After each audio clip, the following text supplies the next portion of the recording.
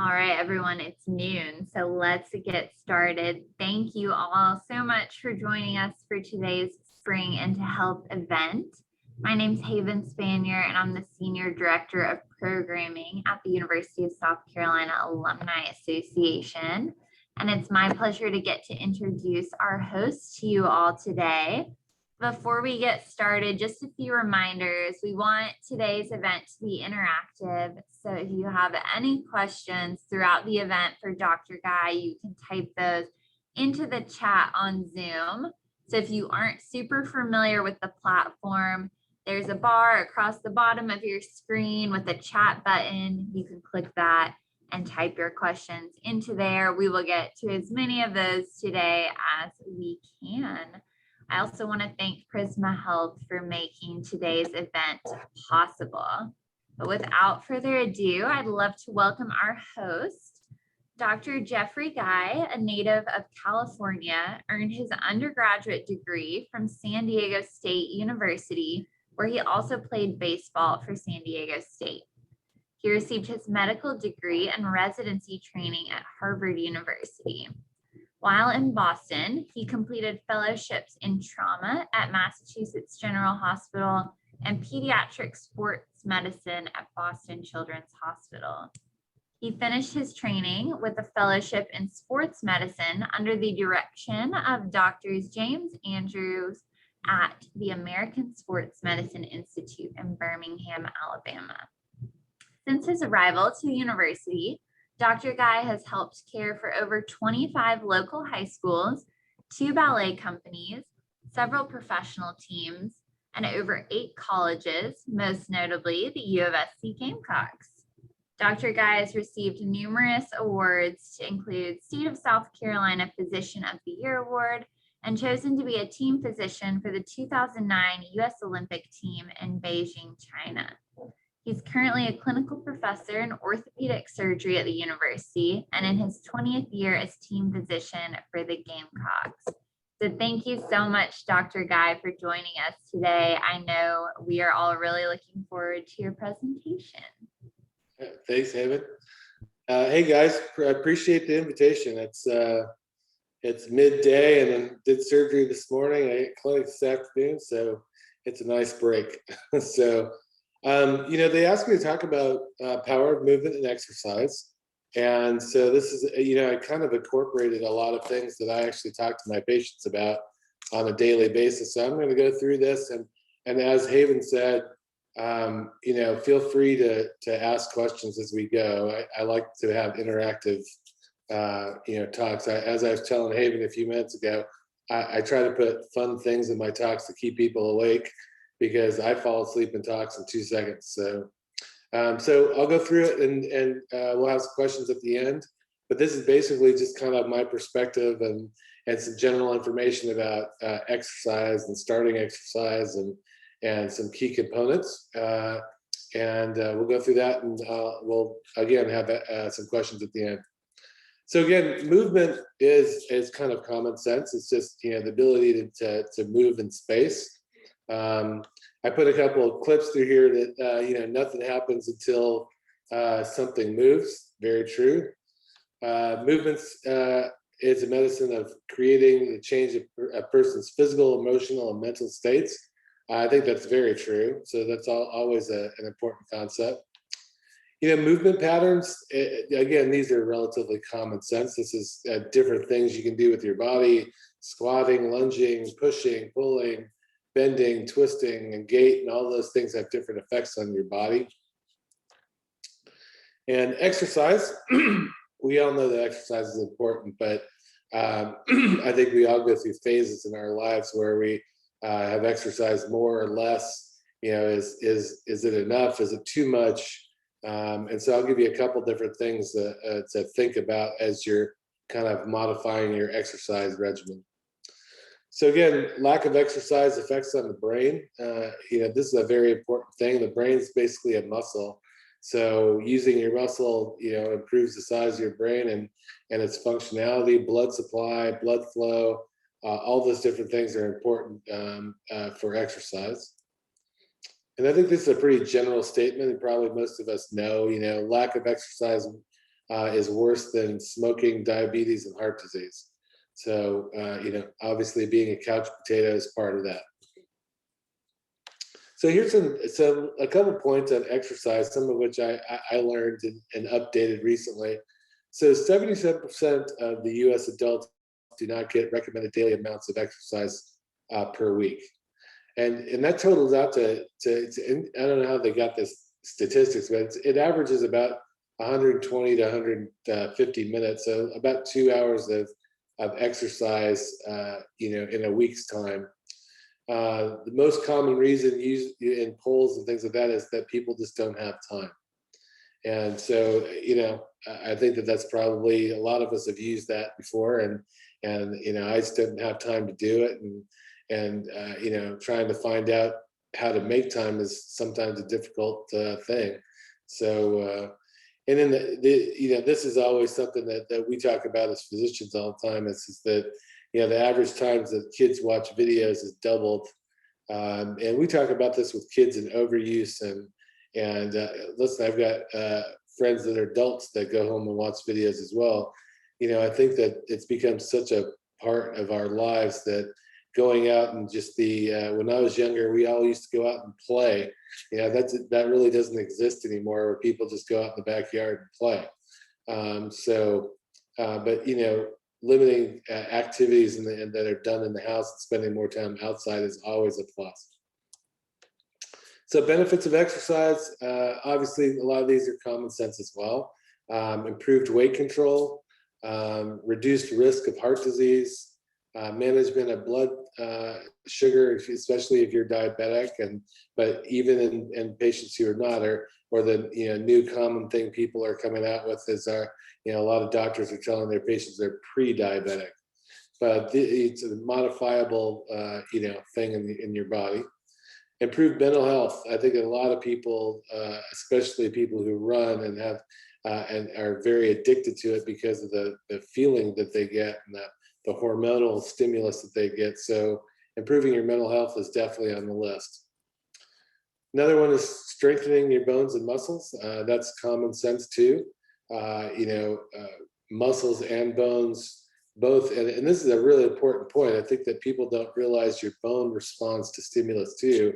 So if you begin running or loading those bones, they actually become more dense. So weight-bearing exercise actually can make your bones stronger. Same as obviously muscles and going to the gym and building your muscle. Reduced risk of some cancers. Some cancers respond to exercise. Improved sleep. I think that sleep is huge. It's become a really big part of what we do.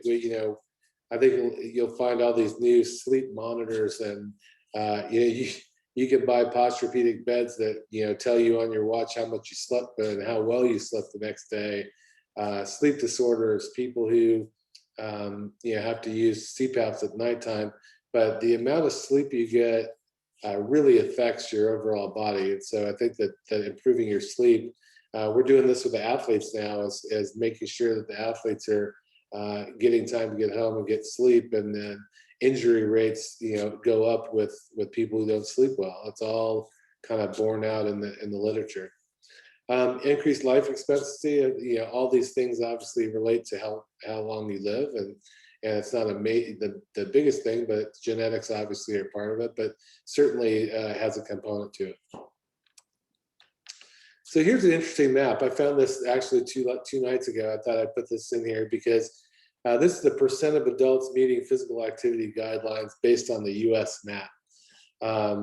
Pretty interesting. Apparently we are a bunch of slobs and don't exercise at all in the Southeast.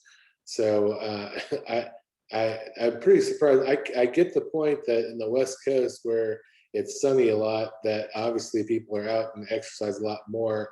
But it's interesting, there's some places in the Northeast that actually exercise well too. So, but definitely the Southeast is a strong below average rating. So interesting. So, I put this slide in a lot of my talks because I think that to let you know a little bit about what I do. So I'm an orthopedic surgeon, but orthopedic, some people think it's a foot thing, and some people, it can be very confusing. But orthopedists, basically in orthopedic surgery, we do surgery and non-operative care of the musculoskeletal system. So anything to do with bones and muscles. Well, like everything else in the world, a lot of things are becoming subspecialized these days. So we have, the foot and ankle world, and some of my partners just do foot and ankle. Those of you who've had total joints, we have total joint surgeons and hips and knees and shoulders. Pediatricians or pediatric surgeons, so that just deal with kids, shoulder, hands, spine, trauma, tumor. So we have our practice at Prisma has basically, we cover all these areas, and obviously my specialty is sports medicine.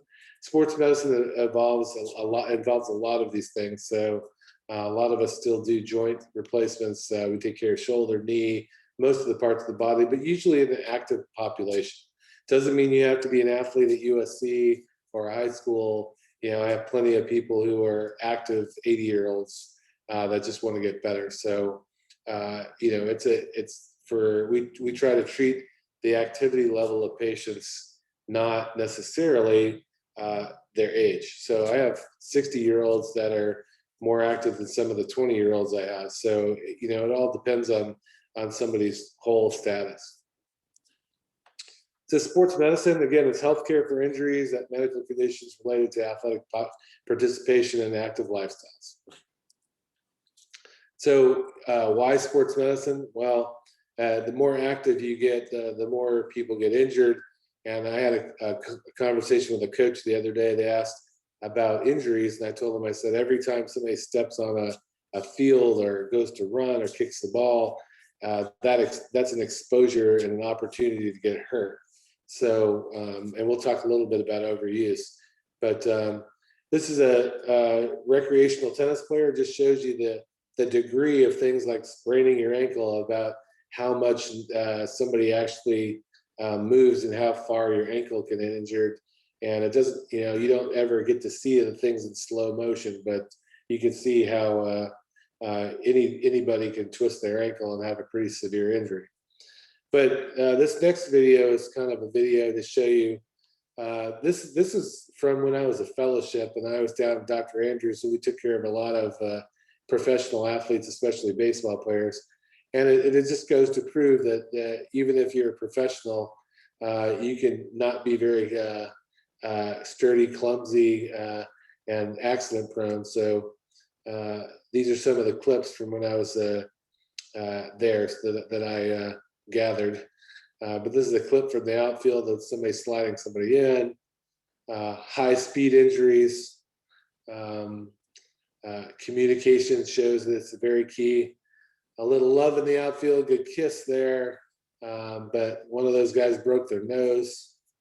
And then sometimes nobody has to be around at all, and that happens. So, and the space just snuck up on him, and ouch. So again, you don't have to be a recreational or professional athlete. A lot of things happen to everybody. So, when we talk about athletic injuries, I usually categorize these in two different ways. So I usually have acute injuries, which some of the ones you just saw, and then some of them are atraumatic. So overuse and people that have things that evolve over time. It's probably one of the biggest things that we have had happen is dealing with people that get overuse injuries, kids and everything like that. So as well as adults. So sports injury risk factors, and these are, some of them are modifiable, some of them are not. So from a personal standpoint, some of this is just your genetics. Some people are knock-kneed, some people are bow-legged, some people have flat feet. Your anatomical alignment is just the way you were born. Muscle tendon imbalances, your fitness level. Where's your fitness level when you're starting a new activity? Growth and maturation. Are your kids growing, and how does that affect their status of injury? Nutrition's become huge. This is at South Carolina, we used to have probably about 10 years ago, I think we had one nutritionist, and now we've got them falling out of the trees. We have 5 or 6 or 7 on the football team, and all of our teams have access to nutritionists now, and it makes a huge difference. So what kind of gas you're putting in your motor is important. And then gender issues, different genders have different problems they're susceptible to. Environment, these are modifiable, a lot of them. So your training atmosphere, conditioning, surfaces you run on, footwear is huge. The equipment you're using, and also the advice you're getting. Do you have a coach? Do you have an athletic trainer? Or do you listen to your neighbor down the street? I mean, all those different things are possible. Or do you listen to the internet? All these things are components of risk for injury. So this slide's important, so prevention. How do you stay out of trouble? That's the biggest thing, and active rest, the sleep part of that we talked about. You have to have rest, and everybody uses this word recovery. You have to have recovery built into your program, or you're going to get in trouble. Preparation, preparing your body for exercise, we'll talk about a little bit. And obviously the activity that you're in. Are you putting yourself at risk just from the sport or sports, number of sports, how many sports? All those different things can play into prevention. So preparation, how do we prepare ourselves? I think that when you take on a new activity, preparing your body and preparing yourself is really important. So, pre-exercise screening, those of you who are taking on an aggressive change in your lifestyle, having a visit to the doctor and getting a pre-screening, I think, is important. And those of you, I'd encourage all of you to get physicals. Again, find the time, because I'm one of them. I've tried to be better at going to the doctor, but doctors hate going to doctors. So, but going to get a physical every year is important. Setting goals for your activity, getting some advice, getting coaching, what type of activity, how much, starting with progression. I can't tell you how huge that is. And that's one of the things I see so much of are people who just jumped in the pool and started swimming instead of easing their way into their new activity. Stretching, warm up, cool down, those are all kind of basic concepts that are important. Wearing appropriate clothes, super, super important. So, I was talking to a coach the other day who it was 90 degrees outside and they were wearing all kinds of heavy clothing. And I was like, are you trying to lose weight, or what are you doing? They said, I always dress this way. So overheating and heat illness is a really a very common thing these days. So making sure you're wearing appropriate clothes. Big component, wearing appropriate shoes, especially if you're going to be running and you're in a running sport, or you're going to start running or even walking. Utilizing appropriate techniques, and obviously learning how to stop for injuries. Don't be the person who just pushes through and I'll tough it out, because typically you make things worse and then end up being completely out for a while. So, this is, I think, a really critical thing, stretching. I can't tell you how many injuries I see for people who are super tight, or they haven't exercised and they just jump back out and jump in the pool and start doing things that they haven't done before. Stretching is really, really important. It doesn't really matter where and how you stretch, but just that you do it. So you can be out on a field. You could be in the office and just stop for 5 minutes and stretch. I think that the biggest thing I tell people is to make sure, I'd rather you stretched for 5 or 10 minutes multiple times a day, as opposed to just once for a half an hour, because the other 23 and a half hours is probably going to win. So doing it at home, again, just stopping for a few minutes and doing some stretching. Using TheraBands or ropes and things like that to help stretch is also important. Dressing appropriately. Well, clearly somebody's dressed inappropriately, either the parkas and the heavy clothing in the background, or the guy who's not wearing much. So again, the point of the slide is really to maintain your concept of where you're going to be. Check the weather before you go out and exercise. Is it going to rain? Is it going to be hot? Is it going to be humid? All those things are super important. Proper shoe wear. So I put this slide up here in particular. I actually just made this slide a few minutes ago. I have this conversation with my patients so many times about wearing proper shoes, and especially people who have flat feet or get plantar fasciitis and who are walking and running. And walking is apparently the number one sport, especially since COVID, that people have gotten involved with. And this is a pair of shoes that I promote a little bit in my office, but it's just one of several things. But Hoka's and Brooks and Skechers, a lot of these shoe companies have come out with this ability that they've built these shoes to have maximum cushion. And so I had a friend give me a pair of these, and I kind of didn't like them at the beginning, but they're actually pretty amazingly comfortable. And if I go for a walk, it's a whole different world. One of our football coaches has a pair and said he's been able to run recently more than he hasn't been able to run in other shoes for a long time.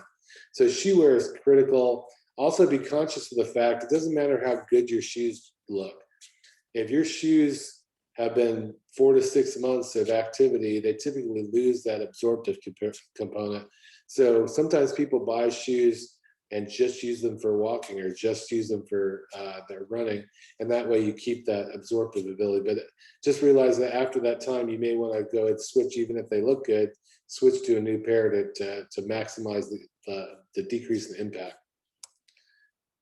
So this is an area I put in here because this is probably the most confusing thing. I get more questions and confusion for people about lifting weights, and what's the difference between strength training, power lifting, weightlifting, maxing, all these different words, and it's very confusing to people, and it can really lead to injury as well. So I divide them up to make it kind of simple, but weightlifting and powerlifting typically involves heavier weights, higher intensity, people that like to max the weight and see if they can get 1 rep of something, or let me see if I can max out how heavy I can lift this. And techniques are often used for training and competition. This is obviously somebody's firing you up and push, and you can get that last one and that type of thing. And stay away from slogans like this to try to always get at least 1 more rep, always. That's probably not a good quote to go by. But again, powerlifting, weightlifting, I'd leave that to the football team and those guys, but probably not a general great thing to do on your own. Resistance training and strength training is controlled, progressive, resistant methods used to increase one's ability to exert force. So sub-maximal weight. So I tell patients it's like low to medium weight, but I want you to do higher reps. So building endurance and being able to do more with different things. So pull-ups, push-ups, using your body weight, hydraulics, bands, those types of things. So push-ups, small weights, aerobic classes with bands and things like that. These are all ways that resistance training is really good. This has become a really popular one as well. So those of you who are coming off of injuries, and those of you who are coming off of hip replacements, knee replacements, water therapy is actually a great resistance therapy because it allows you to exercise, but you exercise at a lower weight. So if the water level is at your waist, 50% of your body weight is off of your legs.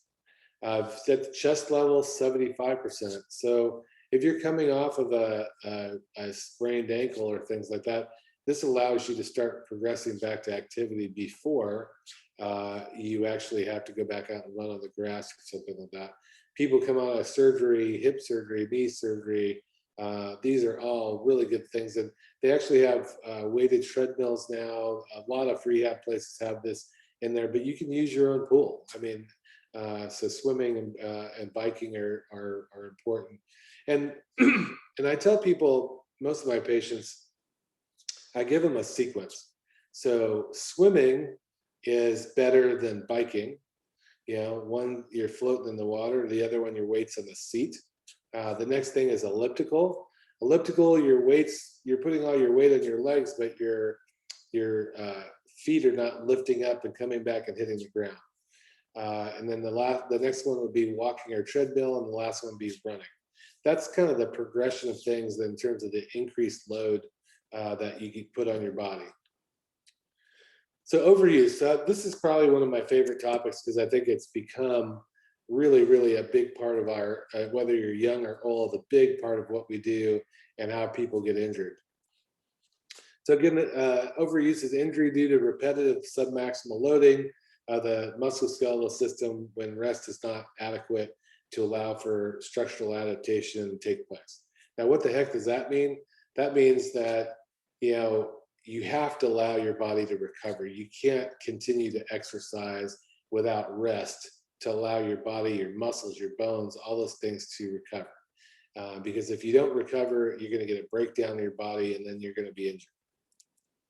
So overuse factors, and this is I can't tell you how many times I give this list to my patients. So age of onset of sport. So when I was younger, you could play baseball till you were 9. Now kids are playing at 3 and 4 years old. Frequency, how often? Well, a lot of these sports are all becoming year round. There's no longer baseball season and football season. Repetitive sports, repetitive nature of overhead sports, duration of the sport. Again, I can't tell you how much people just don't take a break.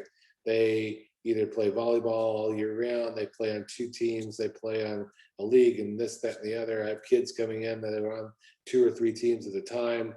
And then sports specialization. It used to be we play baseball during baseball season, football during football season, and even in adults, they pick a sport and that's all they do.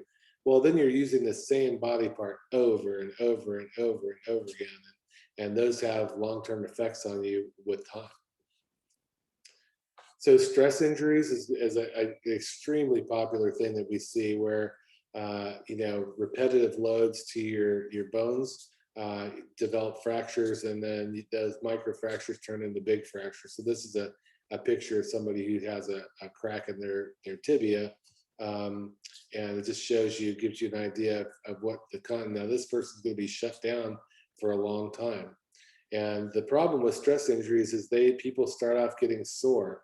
And it goes back to my other slide where if you continue to progress and push through pain, the pain is a warning typically. So usually if you back off, have it evaluated, if it doesn't get better, those are important to keep you going and keep your exercise going, as opposed to just pushing through, because then you might end up being out for some time. Sports nutrition. This is another popular thing that's again on the books. Preparing your body to eat, especially if you're involved in a lot of these sports that are involved in endurance, things like that. It's part of your recovery is making sure you keep hydrated, eat properly. All these things are part of what you're doing. Nutritionists and people get into meal plans now, dietary supplements. Muscles and bones, we're pushing a lot of calcium and vitamin D, making sure that vitamin D is important to absorb the calcium in your body. And it's amazing how many people are vitamin D deficient. So I had an adult in my office the other day, and a normal vitamin D level is between 30 and 100 in your blood. Well, this person came in with 6. And I said, I asked him, you get your vitamin D from the sun. And so I said, do you lock yourself in the closet? Or do you ever get out that big yellow thing in the sky? Well, the interesting thing is these days, a lot of people that do go in the sun wear sunscreen. And if you have SPF 20 blocks 98% of your vitamin D. So, having vitamin D deficiency, which is extremely common, 9 out of 10 people I test are deficient. Those patients, develop stress injuries and things like that. Again, weight gain and weight loss and eating disorders, input and conditioning, but having nutrition for advice, again, part of your coaching plan, this is certainly becoming a popular thing. So what happens when you do get injured? Acute injury treatment, RICE. Everybody knows this kind of concept: rest, ice, compression, elevate. Using anti-inflammatories as needed. But again, I would tell you the thing that's most important is if you have persistent pain, it's not getting better, and you've tried, rest, ice, compression, have somebody take a peek at it. Come in the office, let us look, and typically we can get you better and back onto what you're doing. But again, persistent pain, swelling, and the ability, I can't run anymore. I haven't been able to run, or I'm limping. Make sure you go have somebody take a peek at you, because I think it's important. So again, summary wise, movement and exercise are certainly important. I think that, all of you should kind of evaluate your life and are you doing it too much? Are you doing it too little? How often are you doing it? Making sure you take a break. All those things are very, very important in terms of keeping healthy and being able to continue to exercise. Mixing it up, try to mix in different activities. If you're a runner and you like running, mix in swimming and mix in biking every once in a while, just to give your body a break. Even you don't have to go, and I think this is a misconception, you don't have to go home and sit on the couch to recover. You could do something different. If you're a runner and you want to decrease your impact, go bike, go do something different. But yeah, it is also important that occasionally just take a day off, go work or do something, go work in the yard or go, shopping or do something different that's not pounding in your body. Because I think most people, when they recover a little bit, they actually feel better the next time they go out. So it's a very important concept. Prevention and preparation, I can't tell you how critical it is. I had a young lady in my office not too long ago who is in her 40s and she's active. She met somebody, and that person she met is a runner. And so she wanted to participate in his life. And so she started running, but she ran probably a little too much too quickly and her body wasn't ready for it. And so she got a stress fracture of her hip and ended up in the operating room having pins put in her hip simply because it wasn't that she shouldn't run. She just did it too fast. And her bones and her muscles weren't prepared for it. So she got a stress fracture. Wearing appropriate gear and shoes, again, common sense. The shoe part we talked about, I think is really important. So make sure you keep that in mind. Resistance training over heavy lifting. Again, common sense. I'd stay away from powerlifting. Powerlifting is just in really heavy weights. It's just a prescription. I've had 2 people in my office in the last week who were bench pressing super heavy and ruptured their pec muscles and are going to need to have them fixed. So again, that person's going to be out from bench pressing probably for 6 months. So again, you have to be prepared for the consequences of doing things that are really aggressive, and that's how people tear their Achilles and things like that, is doing something that you haven't done before aggressively. Avoiding overuse, which is kind of what we were talking about for the whole thing. Proper nutrition is certainly always important. And communicate with your physician. Again, I get it. I don't like going to the doctor, but I've kind of made myself, and it's a super important thing, at the very least, to have a physical every year to make sure that somebody checks you and check your blood and things like that to make sure everything's in the right light. Because a lot of times you can find little things that can be fixed easily, as opposed to waiting to become a big thing, and that can be a big issue. All right. So again, thank you very much for the invitation, and that's kind of my perspective on movement and exercise, and happy to answer any questions. Thank you so much. What a wonderful presentation. We do have several questions already, but to everyone listening, please go ahead, type your questions either in the chat or the Q&A. We'll get to as many of those as we can. The first one says, why is Tommy John surgery happening far more often these days? So great question. So Tommy John surgery happens too much because, and again, it's a lot of the concepts we talked about overuse.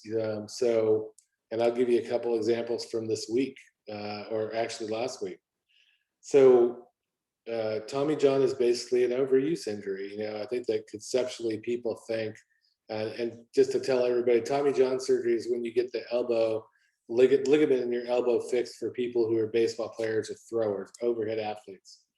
So it used to be you'd see college kids come in at the earliest, and those patients are the ones that usually had Tommy John surgery, and we used to do a lot of them where I trained with Dr. Andrews.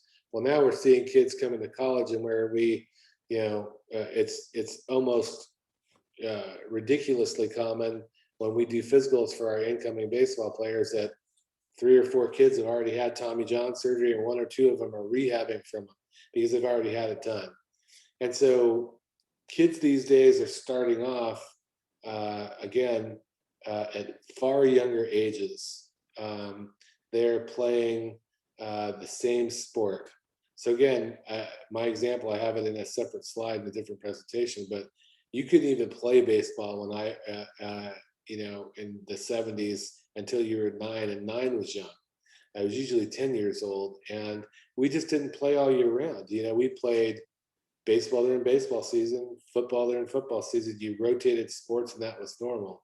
Well, kids don't do that now. I call it the Tiger Woods syndrome, where people pick a sport and that's what they do, and they do it all the time, and it's all year round. Basketball and things like, every sport now is all year round. You've got volleyball, baseball, basketball. They all have AAU, travel ball, travel teams. A lot of pressure on the kids, especially good kids, the talented kids to play on teams and play all year round. Again, when you start throwing, and you start throwing at a younger age, and you're throwing more, everybody wants you. You don't take a time off during the year. What ends up happening is the amount of throwing you've done by the time you're getting into high school is far greater than it used to be. So things break down. I had an 11-year-old in my office yesterday who is crying in the office because I put him in a cast because his elbow, he's pulling off his Tommy John ligament is pulling off his growth plate. He's too young to get a Tommy John problem, but he gets the pediatric equivalent. And he's upset because he can't play in their travel ball team that's all over the place. And so, again, to answer your question, go back to your basic question, we're seeing those injuries far, far more because kids, are participating much earlier, same sport, same arm, throwing over. I had somebody in the office the other day, and I had to tell the parents, I said, you cannot have your child pitch and catch too. So you're talking about being able to, even if you stop them from throwing at 75 pitches or 60 pitches when they pitch, and the next day they go and you got another game and now they catch. Well, the catcher is throwing the ball back to the pitcher another 70 times.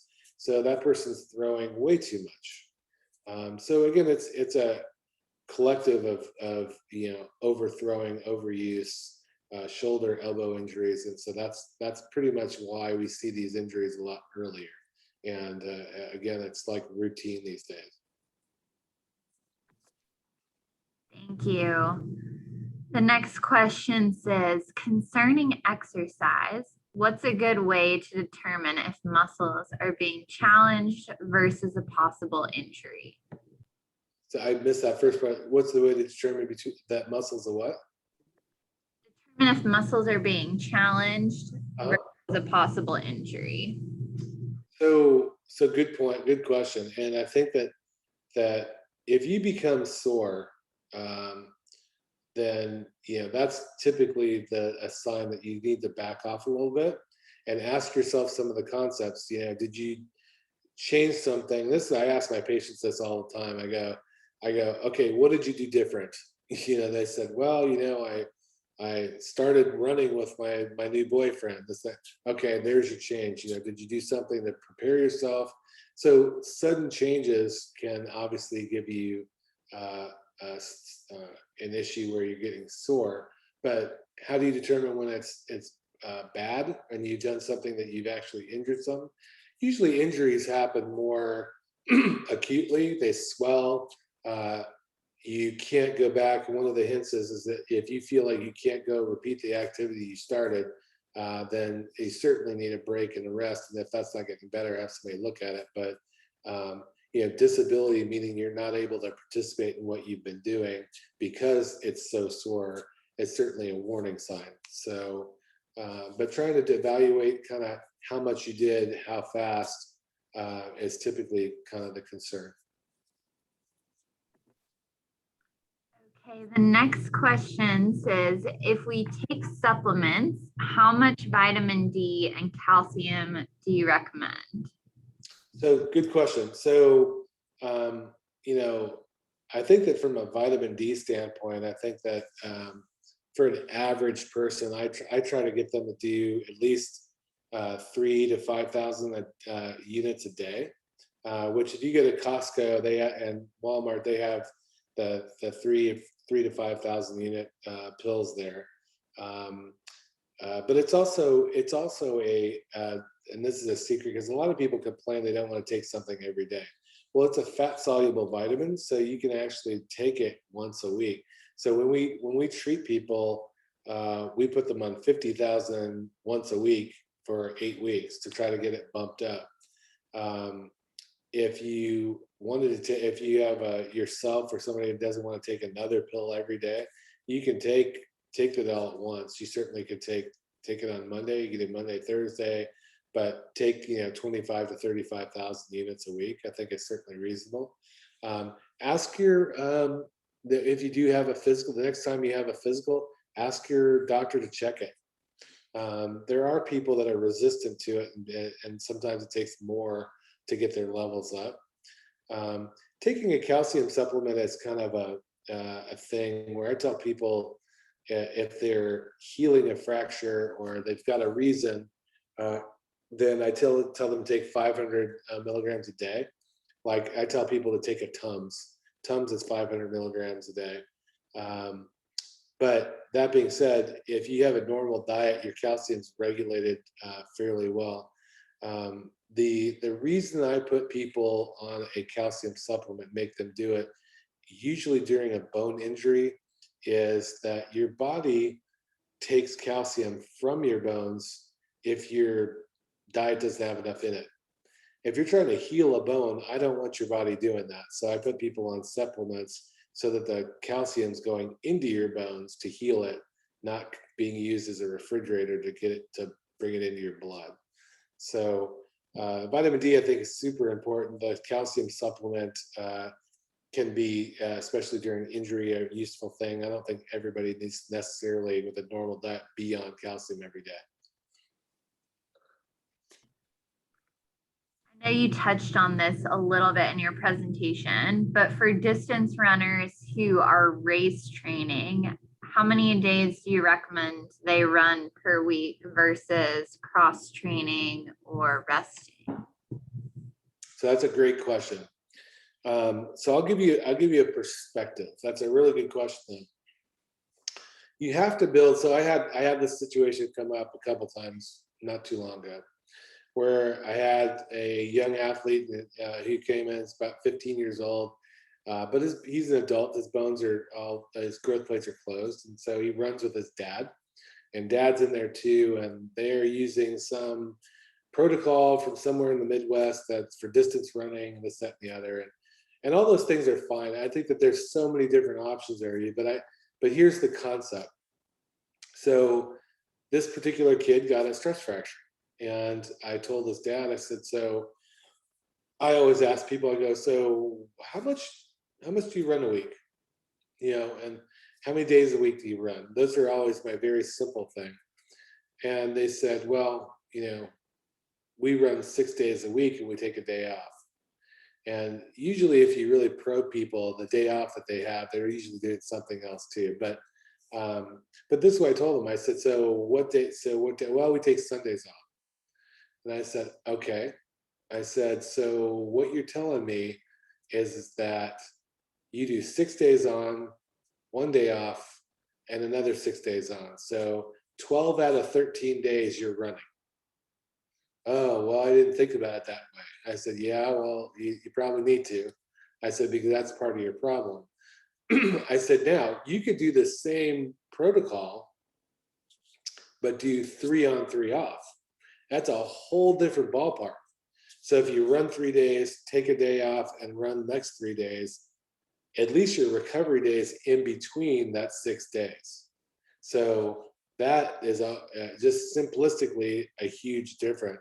In terms of the number of miles and stuff like that, all I tell you is that you just need to have recovery in there, and have somebody who's advising you that does this for a living, because I think it's different. It's the different people can run further than others, but being having things like your vitamin D and being on a calcium supplement every once in a while, I think is super important. If you're a lactose intolerant, you don't really eat many things that are, have calcium in it, then maybe you need to be on a supplement. But definitely, distance runners need to be on vitamin D. We have all of our kids at USC, all of our distance runners, and most of our athletes are on vitamin D prophylactically. So again, it's the amount you run and everything. It's all how you structure it to make sure either you do something different. I bike one day, or I cross train and do swimming, or you break your days up running so that you have a recovery day, and get rid of the impact. Great, thank you. What is your advice on icing versus heating versus other tactics to help rest your muscles? So I think in general, people tell you, icing is a great thing for an acute injury. People that have chronic nagging injuries or muscle soreness, things like that, heat's fine. I think if you fell and you hurt your knee and it's swelling up, putting heat on it typically just makes it swell more, because the heat brings more blood supply to it. The whole concept of the ice is to get it to move away from your knee. So that's an easy. There's some gray zone in there too, but I think the easy thing is acute injuries, icing, and people who have chronic injuries or things that are subacute. So they've been a week, 10 days, and doing heat's fine. We tried, heating joints is probably not the best thing. So if you have something issue with your knee joint and your ankle joint or your shoulder joint, the actual joint itself, it usually makes those joints swell up more. So icing certainly is a reasonable thing too. Great, thank you so much, Dr. Guy. It looks like that is all the questions for today. Okay. Thank you to everyone who joined us for today's event. If you're interested in more of our Spring into Health events with Prisma, you can take a look at our events page, uofscalumni.org/events. We have a few more coming up. But thank you again, Dr. Guy, for such a wonderful presentation. We You're welcome. appreciate your time. Yeah, and if anybody has any questions, that's my email at the bottom. And feel free to email me a question, but I appreciate it. Thank you. All right, guys.